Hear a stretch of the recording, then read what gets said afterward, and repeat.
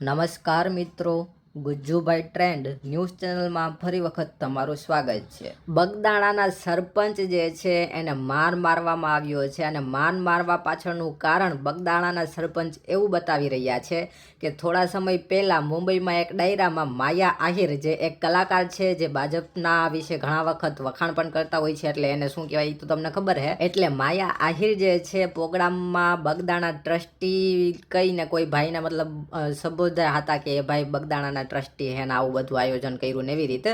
તો સરપંચ જે છે એણે માયાભાઈ આહિરને કીધું હતું કે ભાઈ હાલ જે છે બગદાણામાં મતલબ કોઈ ટ્રસ્ટી કે નથી, અત્યારે મતલબ કોઈ નથી, બધા ટ્રસ્ટી જ છે, તો એ તમારી મિસ્ટેક થઈ છે. તો માયા જે છે એણે એ ભૂલ સ્વીકારી અને ત્યાર પછી જે છે માફી માગી હતી, એવી રીતે વિડીયો મૂક્યો હતો.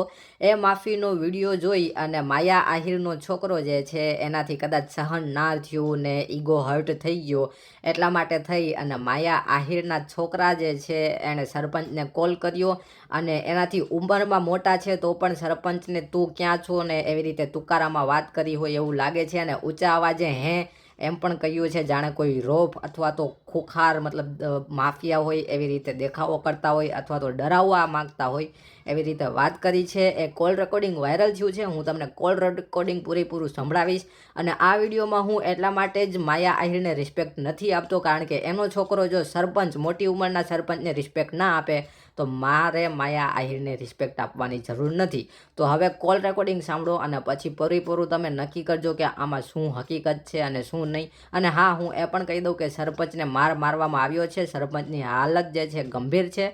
કોલ રેકોર્ડિંગ સાંભળો પહેલા. હેલો, બોલો ને. જયરાજ આહિર બોલું બરોડાથી. હા બોલો. મળવું તું ક્યાં છું? બગદાણા કઈ જગ્યાએ? આશ્રમે. હે? આશ્રમે. હા તો ક્યારે મળું છું? તમે કયો ત્યારે.